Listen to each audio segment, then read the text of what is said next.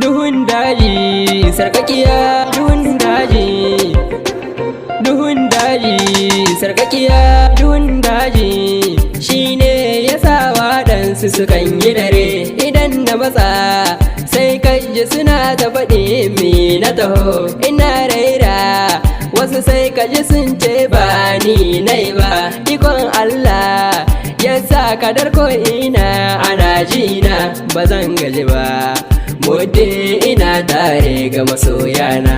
Sukan share kuka na da sun ga na fada rana. Mu daina fada akan duniya, kowa zai samu rabansa. Babu wanda zai mutu duniya sai in ya cinye rabansa.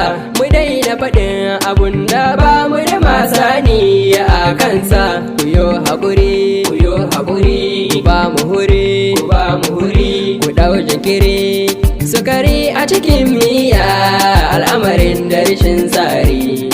A duhun daji muka harhaɗu, kai masoya nai muku kan badar wanda ya ce ba Nijar na yake ba. To ku ce ita ce uwa uba, kai masoya nai muku sallama. Wanda ke gaba da mahaukaci, ku ce na ce shi ne mahaukaci. Kan ji tsoron mai tsoron Allah. To akwai makiya fa a tsatsaye, burin su mu taho mu da baibaye. To ku zo a duhun daji nake.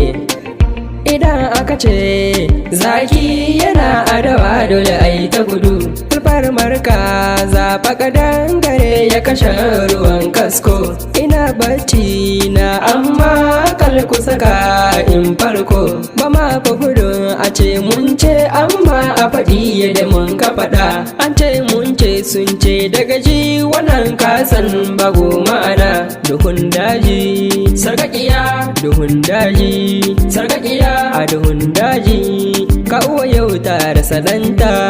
Sarkakiya zance ni kai akan wasu na ga suna wauta. Ban ce na iya ba amma ku kara fahimta ta. Kowa ya tufa musamman yawu zai jike kansa. To ba ni fada bale da sa'in da sun ka hau na sun ka sauko. Suna ta yi ko muna ta kallo, in mun ka huce su rinka gwalo.